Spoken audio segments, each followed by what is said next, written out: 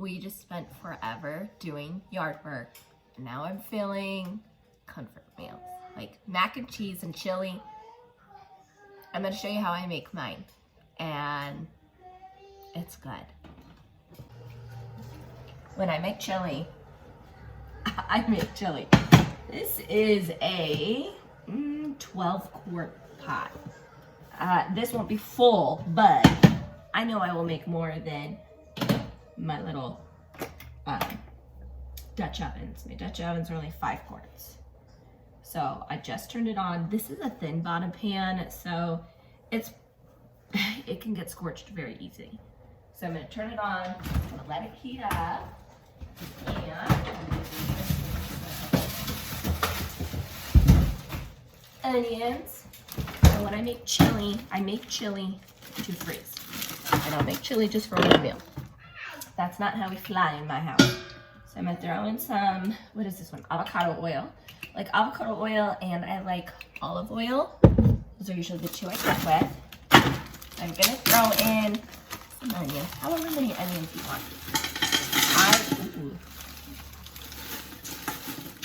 That's enough. How about a good cup, small onion, an onion, just an onion. I'm not a very big onion person, so what I want to do is I want to cook those down. I want to cook them down real good. I have 2 pounds of beef. I will slowly cook into it. And then we're gonna add in some shredded zucchini, some shredded yellow squash. Want shaky cheese on your chili? Okay, that'd be weird. I have some diced sweet potatoes, peppers, beans, tomatoes. I gotta figure out what else we're gonna add into it. So as the onions start cooking down, I'm gonna go gather my canned items. I have a pound of macaroni and pumpkin for my mac and cheese. So let me cook those. I'll be right back to show you. So we're gonna add diced peppers as well. I forgot corn. You have to put corn in chili. I know some people might find that weird, but I don't find it weird. Okay, so what canned items am I gonna add? I'm gonna add in a quart of, I call it my tomato sauce. This one has no seasoning, so I have to add seasoning to my chili. I have 2 pints of diced tomatoes. I have 3 pints of pinto beans and 2 pints of navy beans. Now I make my chili very, very vegetable heavy. It's the way I've always done it. It's always been a way to throw in veggies and make it like a 1-pot meal. And then I make a lot of chili to freeze to eat later, and it's just easy, it's so quick, and I shove as many veggies as I can into it, so it's good for you. My kids don't know better, and when we eat chili without vegetables in it, now they think it's weird. And like my tomato sauce is full of vegetables as well. It's tomatoes, peppers, onions, garlic, pretty much cooked and blended down. That's all this is. So lots of home canned stuff, home preserved stuff, and that's how I make chili. Now, how I make mac and cheese is a tad different because I will make a cream sauce, and to make it that yellowy color like Kraft mac and cheese, that's where the pumpkin comes in. And I will throw in this whole thing of pumpkin. Just really gives it that yellow color. Now, the more orange your pumpkin is, the oranger your cream sauce will be. Now, I make my cheese sauce with, it's like I cook flour, cook flour down, add milk, make like a creamy gravy, cheesy sauce, and then we add this in. So I'll show you as we go. Onions are starting to sweat. Let's throw in the meat, chop it up, and then after that, we'll just start dumping stuff in. I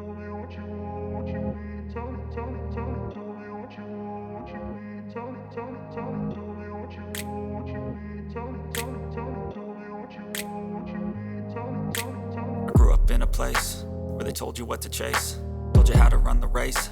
Every move was on the page, but I didn't like. Okay, my meat and onions are all cooked. And now it's time to season. And if you hear my voice, I have horrible seasonal allergies.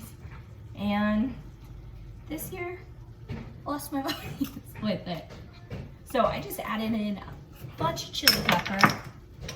I will also add in a ton of cumin. Cumin is one of my favorite seasonings, and I mean, I go heavy. A bunch of paprika. And what I love about chili is it has so much of my favorite seasonings. I throw in oregano. Oh, I forgot to throw in garlic as we cook that. Dang, my brain has been gone lately. We'll throw in some garlic. Oh no. And that thingy. Some onion powder, just has something special in it. Garlic powder. Can I throw in oregano? Throw him in. Don't leave him out. Parsley.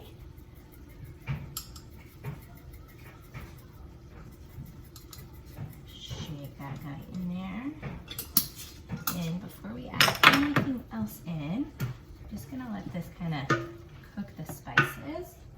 Garlic. Alright.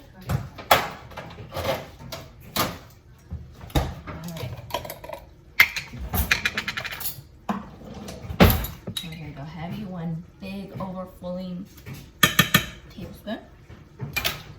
Go warmer. Alright, so now that everything is in here, I am seasoning now, and then I will also season later. Because we're gonna cook this and it's gonna simmer forever. So we're gonna add some peppers. They're just diced peppers. This is what I have in this bag. And then I also have a big gallon-sized bag. I have tons of peppers still in my freezer that I preserved last year. I'm not gonna go too heavy-handed because I am adding yellow squash and zucchini, and I'm gonna go heavy on those guys.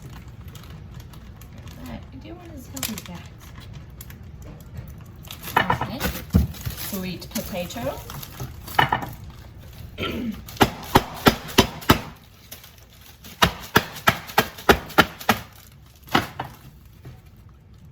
Sweet potato gives me that starchy aspect, but also a filler. And I like sweet potato.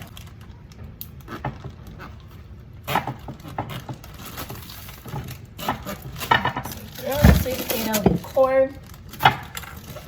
I know corn is technically a grain, but corn goes in everything in my house.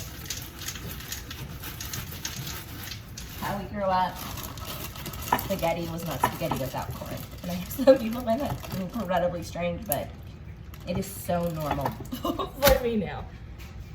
Okay, let's start on jarred items.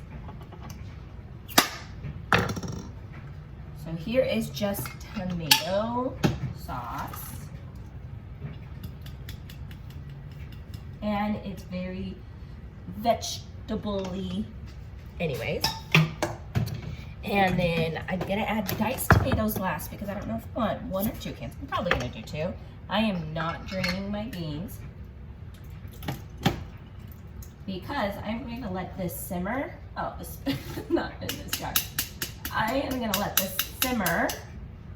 So I don't care if all the juice is in there because it's gonna simmer down forever. Oh, come on, beans.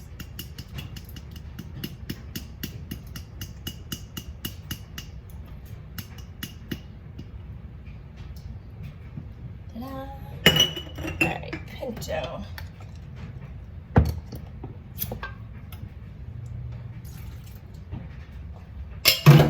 And when I can my beans, I don't add salt. I know some people do. I do not. I like salt in my food, but I like to add my salt as I go, because I add salt to everything I can, like it's sometimes suggested. But like, it can be a lot of salt. So I did all 3 cans of tomato. Oh, my stuff is a little frozen in here. I'm just gonna stir this up. Okay, tomatoes. We're gonna add both cans because why not? I don't know, why am I guessing myself here? All right, there we go. Made it in the sink. 2 cans diced tomatoes. 1, 2. They were not quite as juicy as I thought they would be. That's fine. That's fine. All right, give this a stir. And then I gotta still add my squashes. I preserve my squash shredded in bags because then I can pull it out for anything. Like zucchini bread, or like this. I add squash to spaghetti. Everything gets squashed. So usually zucchini is what we preserve. This past year I did yellow squash as well. And why not? Why not? Get it all out as much as I can. Okay, so this, it's still about here. It's a big pot, you guys. I don't know how to cook small. I really don't. And if you would have asked me how much I put in here, I don't know. I mean, I can tell you my jarred items because I saw them and it was 2 pounds of beef. But now that is, my chili's all done. It's going to simmer and then we will check on it later on. And now I gotta put some things away and start on mac and cheese. Okay, to start my mac and cheese, my secret is bacon grease. I know somebody's gonna be out there cringing, but let me tell you, this seriously makes a difference when you are making this. So all I do, I take a good clog, and you're gonna wanna let this melt. So you're gonna wanna let it melt really good. This has all that bacon flavor touched into it. When you make a cream sauce, you need that fat to cook your flour in. That's like what makes it taste so good. And this is a boxed mac and cheese. This is like guilty pleasure mac and cheese. And I add pumpkin to it, so I always feel like, it makes it a tad bit better. Plus we're gonna eat it with chili that has a lot of vegetables, so it evens out. So I literally just melt this bacon fat, and it smells so good. It smells so good. So I'm just gonna let this cook down. Our chili's gonna simmer, and I'm gonna finish cleaning my kitchen. That's all I'm doing as I'm cooking right now. I'm playing catch up, cleaning. Once your grease melts down completely, your fat of some kind, you can always use butter for this if you don't want to use bacon fat. Bacon fat just adds that bacony flavor. Now I'm taking about a 1/4 cup of flour, and start with a 1/4 cup, I should say. And you want to soak up all the grease and cook the flour. You need to cook flour unlike I'm making cornstarch, arrowroot powder, clear gel. Flour has to be cooked. I need a little bit more. So you want to cook enough. You want to add enough flour to make paste. So if you're like me, I'm not doing measurements.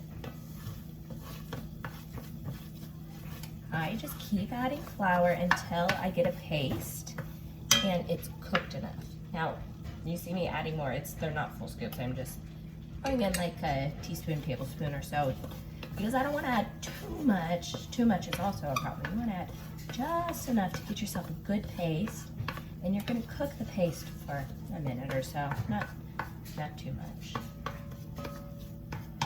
So because this paste, once you add liquid now to it,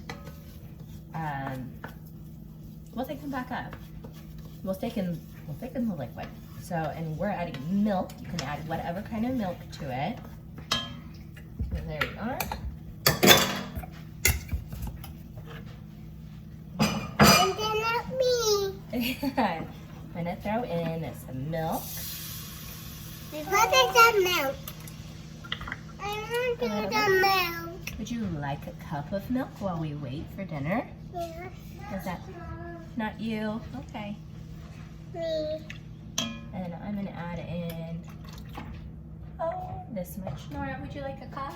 Yeah. And this is where I add my pumpkin. Now I'm gonna add all this pumpkin. If you get like pureed pumpkin from the store in the can, just add a can, or whatever size can you want. They're like 15 ounces, 28 ounces. This is about a quart worth. So this is gonna be closer to 4 cups of pumpkin pureed. So it does have quite a bit of water to it. And What is that kind of milk? is that kind of milk? Whole milk? It's just so much harder to get out of a bag when it's pureed than out of a can. Out of a can, I feel like it just slides right out.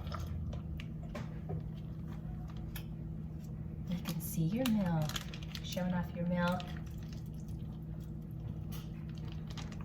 All right, so all I'm going to do is keep this on like low, and I'm slowly going to heat the milk because you don't want to scald the milk, you don't want to burn the milk, and you want it, my pumpkin is still pretty cold, there's some ice chunks still in it. Here. So all I'm going to do is slowly heat this up, and then I will add seasonings and cheese to it, and then we will boil some noodles, and voila, you will have orange mac and cheese. All right, we are slowly starting to simmer, and I have a pot of water here in the back on, and I grated some cheese. This is just sharp cheddar. It's what I keep on hand. It's my favorite, so I keep it on hand. And I'm gonna try to get all little cheese bits. And now this is when you add whatever cheese combo you want, whatever cheese you feel like. Let it melt in. Now, as it melts in, I am going to add in, some pepper. Get the salt out of the way. Here is some pepper.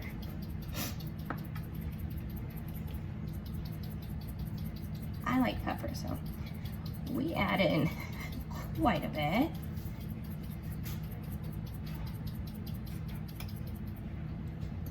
And then, of course, some onion. This is not Kraft mac and cheese, even though it's orangey.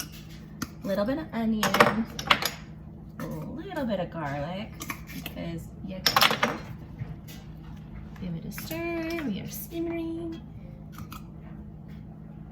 Paprika. Trust me, you just got it. Now, I'm gonna stir in all the seasonings. Melt my cheese, and I'll see if I need more cheese. I do have some more I found. And once the water boils, we will boil the noodles, dump them in. We'll have mac and cheese. Now, I'm not gonna keep a whole pound of mac and cheese for myself. We'll eat some tonight, and then out of the leftovers, I will package some up in my 9x9 glass Pyrexes, and I'll freeze them. So it'll be fully cooked, and it's no different than making mac and cheese from the freezer aisle. This is pretty good. Let's get a spoon. Probably not warm, but it needs more cheese. I need more cheese. Mac and cheese is always one of those. I feel like you add way more cheese than you ever expect to add. Ooh.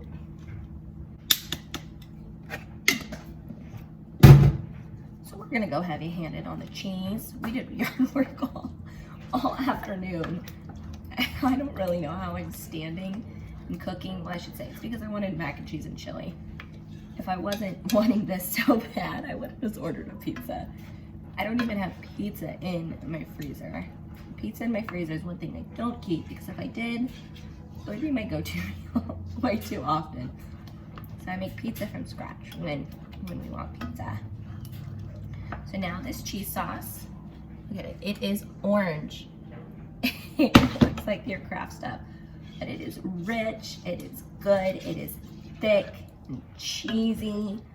It is good, yum, yum, yum. So now that this is going, I'm gonna turn it off because I don't want it to go too much. I want my water to boil. And just waiting on the chili to fully heat up and defrost everything. Just slowly keep mixing it. I probably should have started my chili way, way earlier, but I did not. I'm gonna just cover it and wait for it to go. I just added some pepper. Now we're adding some salt. And we're gonna add a little bit more of all the other seasonings. So there, more garlic, not too much. Onion, water, and then a little bit more chili. I'm not gonna go too heavy on the chili because my kids Mama, are gonna eat it too, and I'll add cowboy candy to my bowl. I love more. You love chili. Paprika. Our noodles are just about done. There.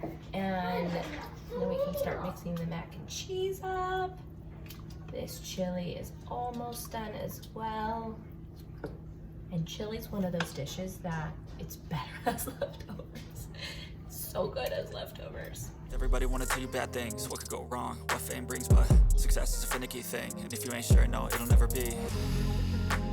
I don't wanna let myself down, myself down. I don't wanna let myself down, myself down.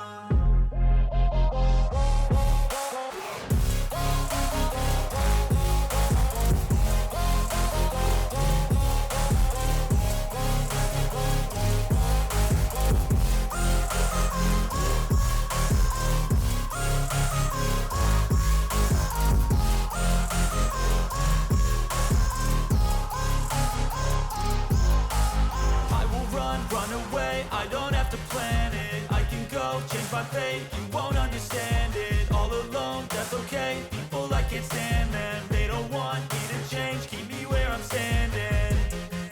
And I don't wanna be where I am, and I want something more, take a chance. It could be possibly my last dance, my last dance. I don't wanna let myself down, myself down. I don't wanna let myself down, myself. Here's what it looks like. It's super full, yummy, so many vegetables. This is how we do chili. So it's perfect over baked potato, rice, noodles, you name it. Chili is one of those that is too good to be true. What do you think about the chili? Yum, yum, yum. You ready to eat some? Yep, put it in some. Put it in a bowl? Yep. All right, so we're gonna dish it up and I'll show you what it looks like. We've got our chili, sour cream, and cowboy candy, all yum. You gotta top your mac and cheese with a little bit of fried onions. I know they're not great for you, but this adds that crunch it really needs. If you bake this in the oven afterwards for like baked mac and cheese and then you add just the onions on top, oh my gosh, it is so good. My kids are eating the same. They like their little fried onions on the side. And there we go. That's how we made dinner. This is a big old comfort meal. It's so much food. It is a ridiculous amount of food. That is just gonna cool, go in our freezers, and we will enjoy it later. So there you guys go. Comfort meal on a Saturday night. Have a good one, guys. Bye.